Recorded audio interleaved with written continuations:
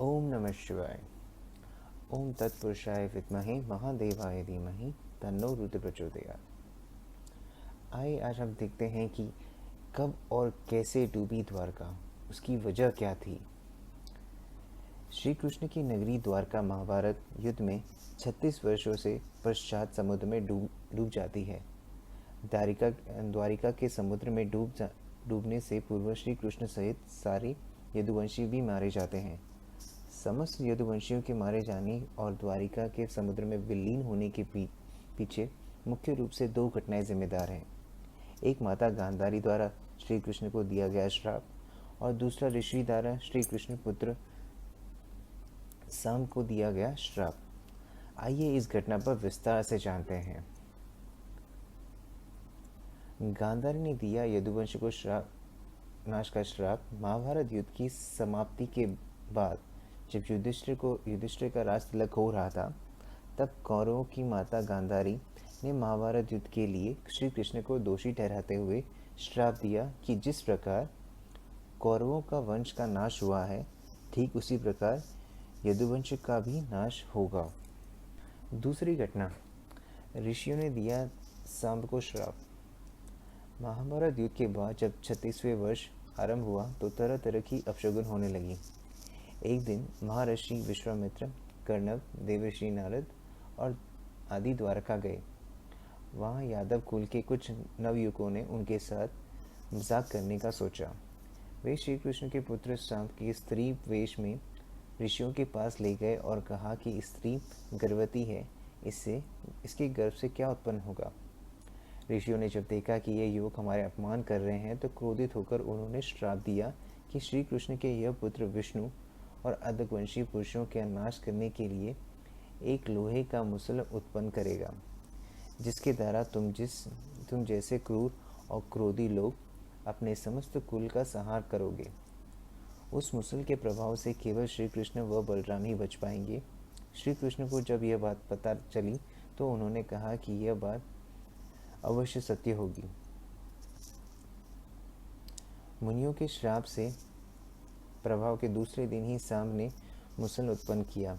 जब यह बात राजा उग्रसेन को पता चली तो उन्होंने उस मुसल को चुरा कर समुद्र में डलवा दिया।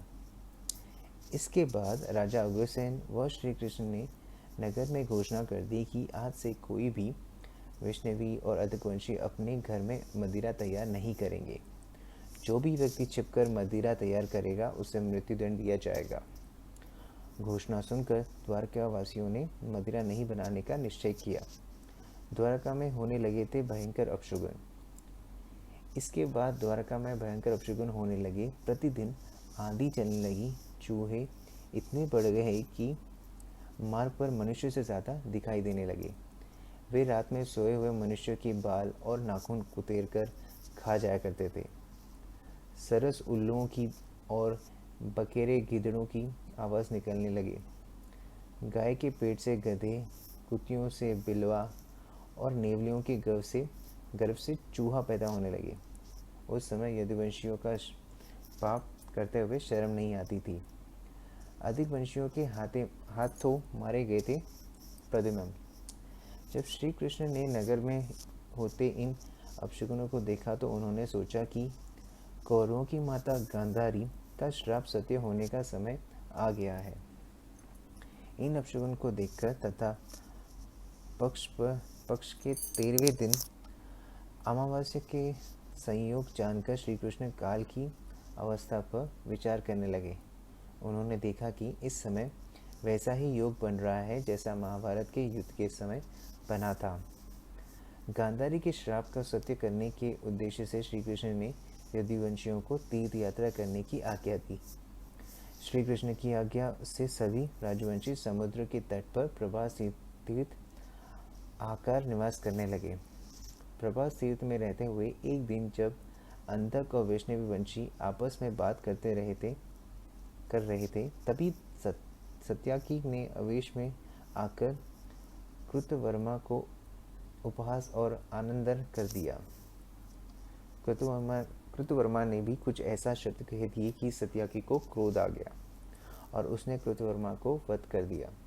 यह देख अधिकवंशियों ने सत्ययाकी को घेर लिया और हमला कर दिया। सत्ययाकी को अकेला देखकर श्री कृष्ण के पुत्र प्रद्युम्न ने उसे बचाने दौड़े। सत्ययाकी और प्रद्युम्न अकेले ही अधिकवंशियों से भिड़ गए, परंतु संख्या में अधिक होने के कारण वे अधिकवंशियों को पराजित नहीं कर पाए और अंत में उनकी हाथों मारे गए। यदुवंशियों ने के नाश के बाद अर्जुन को बुलाया। श्री कृष्ण ने अपने पुत्र और सत्ययाकी की मृत्यु की क्रोधित होकर कृष्ण ने एक मुट्ठी एरका घास उखाड़ ली।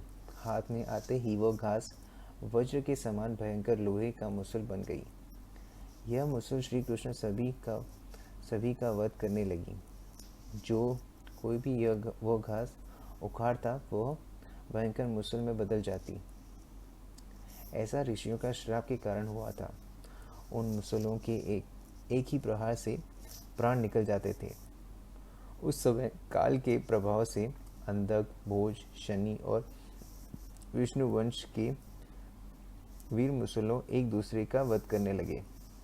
यदुवंशियों भी आपस में लड़ते हुए मरने लगे।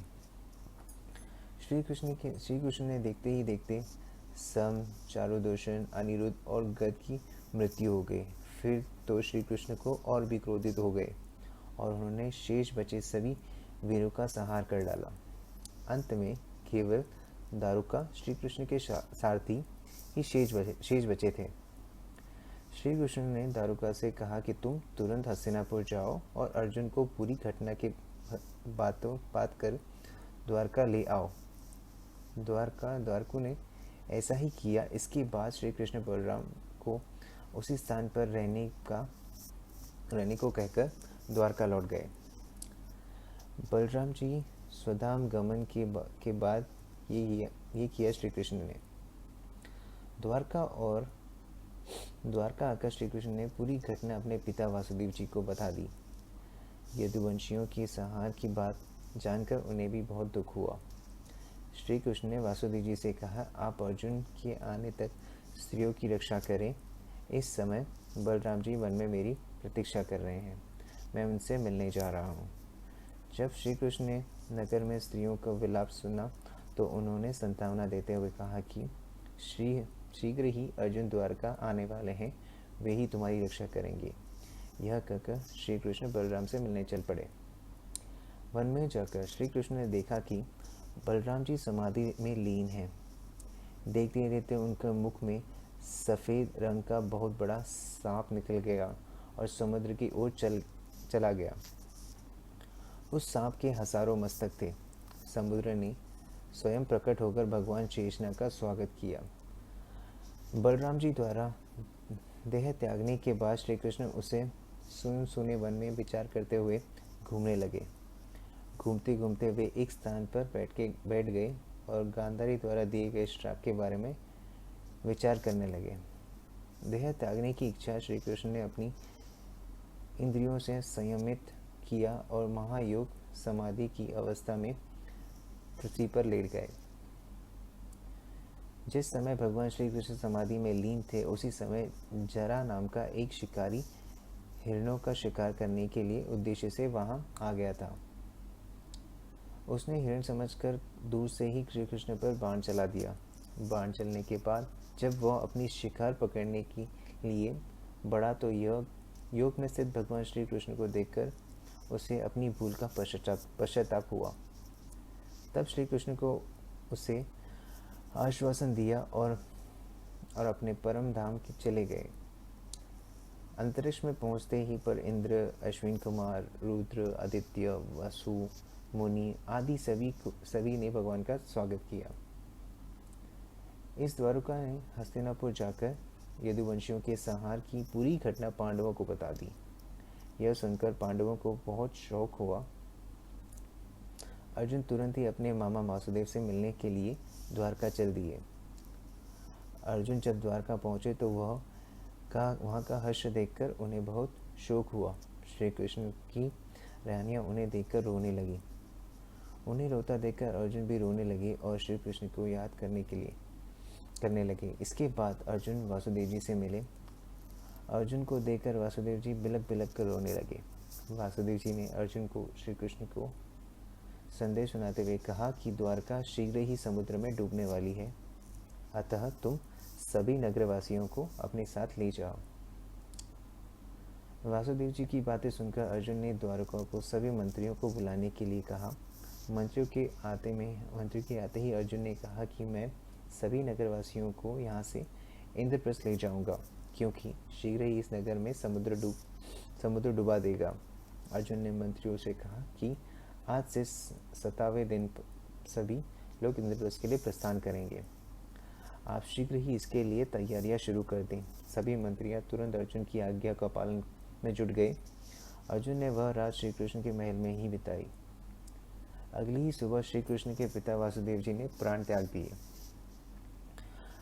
अर्जुन ने विधि विधान से उनका अंतिम संस्कार किया। वासुदेव जी की पत्नी देवकी, भद्रा, रोहिणी, मदिरा भी चिता पर बैठकर सती हो गई। इसके बाद अर्जुन ने प्रभास भी तो मरे गए समस्त यदुवंशियों का भी अंतिम संस्कार किया। 7वें दिन अर्जुन श्री कृष्ण के परिजन तथा सभी नगरवासियों के साथ लेकर इंद्रप्रस्थ की ओर चल दिए। उन सभी के जाते ही द्वारका नगरी समुद्र में डूब गई। यह हर्ष देखकर सभी को बड़ा आश्चर्य हुआ। ये थी छोटी सी